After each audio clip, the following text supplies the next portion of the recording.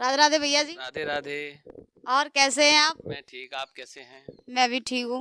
और आप हमारे गांव में आए, बहुत बहुत स्वागत है आपका। बहुत बहुत धन्यवाद आपका, जो आप हमें यहाँ मौजूद मिल गई, सौभाग्य हमारा रहा, क्योंकि हमने आपका नाम सुना था कि आप कुदरकोट की हैं और यहाँ ऐसे मौजूद मिल जाएंगी तो सोचा ही नहीं था। अरे नहीं नहीं, ये तो सौभाग्य की बात होती है।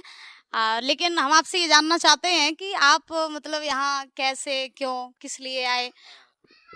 एक कल रात को मैं लेटा हुआ था, तो फोन सब लोग यूज करते हैं, शाम को 2-3 घंटे, हम भी 4 घंटे फोन चलाते हैं, क्योंकि पेशे से पत्रकार में बहुत सारे काम रहते हैं।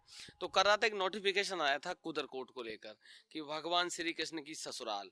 अब उस कोई किसी ने यहाँ शूट करा होगा, तो चूंकि जन्माष्टमी आने वाली है, तो किसी ने अपलोड करा, तो मेरे पास वो नोटिफिकेशन आ गया। तो मैं देख रहा था, जब मैंने उसको देखा, बहुत गंभीर तरीके से समझा चीज़ों को, तो मैंने कहा जब सारे लोग यहाँ जाते, फिर सारे वीडियो मैंने निकाल के देखे। फिर मैं सोचा सब लोग एक बार गए हैं तो एक बार मैं भी घूम के आता हूँ, कि वास्तविकता अपनी ससुराल तो मैं गया हूँ, आप भी भविष्य में अपनी ससुराल जाएंगी, जिसकी शादी हो जाएगी वो सब ससुराल जाएंगे। बहुत कम ऐसे लोग होते हैं जीवन में, अपने सार्वजनिक जीवन में दूसरे की ससुराल जाते हैं, और वो भी 5,000 साल बाद।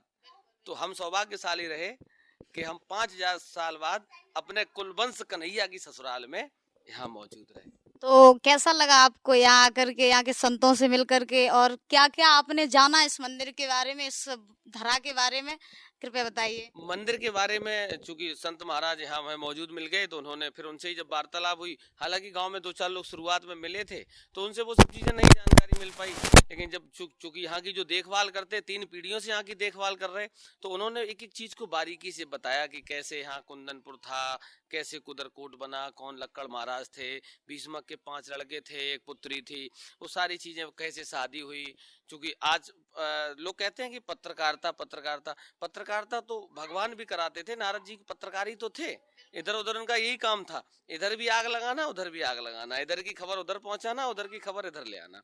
तो वो नारद जी, वो सारी चीजें संत, यहाँ की जो संत जी हैं, उन्होंने बहुत बारीकी से बताया कि किस तरीके से युद्ध हुआ था शिशुपाल और कन्हैया जी का, और जो रुकुम थे भीष्मक के बड़े लड़के, उनका कन्हैया जी से क्या मतभेद था, वो सारी चीजें उन्होंने बारीकी से बताई। तो बड़ा अच्छा लगा ये दृश्य देखकर कि हमारे देश में और हमारे धर्म में हजारों साल पुरानी चीजें आज भी जीवित हैं और जीवंत हैं, और ऐसे महापुरुष, ऐसे संत हैं जो उनको निरंतर आगे भी बढ़ा रहे हैं। और आप जैसे कथावाचक हैं, जो कहीं ना कहीं एक दीपक जला के उस लौ को और हवा देने का प्रयास कर रहे हैं, जो चीजें आज भी हमारे वहाँ जिंदा है। बिल्कुल बिल्कुल, तो आपको बहुत सारी जानकारी मिली, ऐसे ही आप अच्छा, एक आते रहिए। सवाल आपसे भी है मेरा, जी जी। क्या सोचा था आपने, क्या सोच के आपने ये जो व्यास गद्दी पर बैठकर और ये कथा वक्ता, चूंकि सरस्वती जब विराजमान होती है कंठ में, तब ये सारी चीजें, उपलब्धियां हासिल होती हैं, कैसे, क्या आपका भी हमारा दौर तो बस अच्छा ही रहा, क्योंकि जिंदगी में जो भी काम होता है सब अच्छे के लिए ही होता है। जो हो रहा है वो भी अच्छा हो रहा है, जो हो चुका वो भी अच्छा हुआ, आगे भी जो होगा वो भी अच्छा ही होगा। दुनिया में जो भी काम होता है सब अच्छा, अच्छे के लिए ही होता है। हमने कभी ये नहीं सोचा था कि हम इस लाइन में आएंगे, लेकिन माँ अनुपम भैया की कृपा से अब आ गए, तो फिर क्या ही है। लेकिन लाइफ जर्नी तो ठीक है, अच्छी नहीं? रही। ठीक है। अच्छा, एक चीज और आपसे जानना चाहूंगा, 2 साल पहले कौन दीक्षा, कहाँ की दीक्षा, कौन शास्त्री, हालांकि आपको तो कई वर्ष, सालों हो गए होंगे, लेकिन कोई नहीं जानता था। जी मुझे 5 साल हो गए, 5 साल। आपको 5 साल हो गए, लेकिन 2 साल पहले, मेरा ऐसा अनुमान है कि 2-2.5 साल पहले आपको कोई नहीं जानता था, और रातों रात अलूपा मैया की कृपा हुई, भगवान कन्हैया की कृपा हुई, ईश्वर की कृपा हुई, पता नहीं आप पे किसकी कृपा हुई, कि आपको रातों रात पूरे देश के लोग जानने लगे। कैसा महसूस हुआ था? कि एक दौर वो था कि आप ढूंढते होंगे कहीं से कोई आ जाए, और आज दौर वो है कि 20 लोग घर पे परमानेंट बैठे रहते हैं आप। बिल्कुल बिल्कुल, तो बड़ा ही अच्छा लगा था जब ये सब हुआ, एकदम से चमत्कार जैसा हो गया। मैंने कभी ये नहीं सोचा था कि इतनी जल्दी माता रानी कृपा हो जाएगी, और इतनी जल्दी मतलब सब कुछ इतनी जल्दी हो जाएगा, मैंने नहीं सोचा था। बट जब हुआ ये सब, वो सॉन्ग हमारा वायरल हुआ था, शायद आपने भी सुना हो, तो बड़ा अच्छा लगा देख के, लोगों का इतना सपोर्ट, इतना प्रेम, इतना स्नेह। अपने अपनों के आशीर्वाद से ही सब आगे बढ़ते अच्छा, हैं। आप, एक सवाल और मुझे याद आ गया, आपके परिवार की एक और हैं, कथा वक्ता हैं, चित्रलेखा जी। आजकल वो दुबई में हैं, लैम्बोर्गिनी के साथ, 4 करोड़ की गाड़ी के साथ सेल्फी अपलोड करती हैं। तो सेल्फी तो अपलोड करती है उनके पास। नहीं नहीं, मेरी पूरा सवाल हो जाए तो, 4 करोड़ की गाड़ी के साथ एक कथा वक्ता चलती हैं, और जब व्यास गद्दी पे बैठती हैं तो गाना गाती हैं कि नहीं चाहिए मुझे धन और दौलत, ना चांदी ना सोना, मुझे तो चाहिए अलोपा मैया तेरे मन में एक छोटा सा कोना। तो ये जो माया रूपी मोह है वो कैसे खत्म नहीं होता? 20 लाख, 25 लाख, 30 लाख, 50 लाख, बागेश्वर बाबा की तरफ चले जाओ तो 2 करोड़। तो ये एक आपकी फीस क्या रहती है? फीस का कुछ नहीं है। फीस मत बोला कीजिए, ये तो धर्म है। ये तो हमारा काम है कि मतलब लोगों को धर्म से जोड़ना।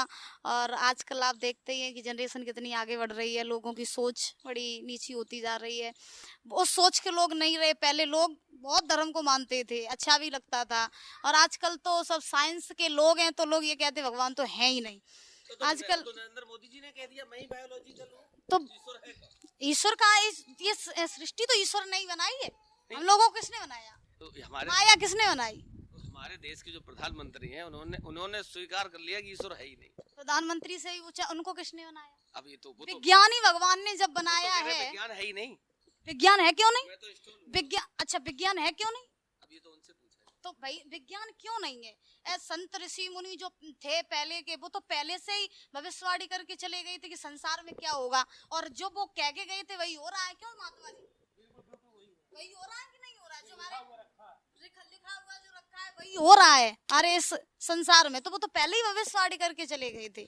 तो विज्ञान है, लेकिन आजकल लोग ज्यादा ही पढ़े लिखे हो गए हैं। अच्छा दीक्षा जी, आप जब व्यास गद्दी बैठती हैं 1000-2000 लोगों की भीड़ में, आप उनको 6 घंटे 8 घंटे प्रवचन देती हैं। आज पहली बार आप इंटरव्यू ले रही हैं, मेरा तो कैसा महसूस करती हैं? आपका इंटरव्यू लेके मुझे अच्छा लग रहा है। बहुत अच्छा लग रहा है। पहली बार मैंने किसी का इंटरव्यू लिया और ऐसे आदत तो नहीं है मतलब किसी का इंटरव्यू लेने की।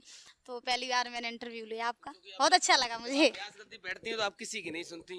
नहीं, हाँ बिल्कुल बिल्कुल, मेरी सब सुनते हैं। आपको सुनना भी पड़ रहा है और कहना भी पड़ रहा है। बिल्कुल बिल्कुल, बड़ा अच्छा लग रहा है मुझे। पहली बार मैंने ऐसे कैमरे के सामने और ऐसे इंटरव्यू लिया तो बड़ा अच्छा लग रहा है। चलिए बहुत बहुत धन्यवाद हमारी तरफ से भी आपको। हाँ जी बिल्कुल बिल्कुल, और ऐसे ही आते रहिए और ऐसे ही आप भी धर्म से जुड़े रहिए।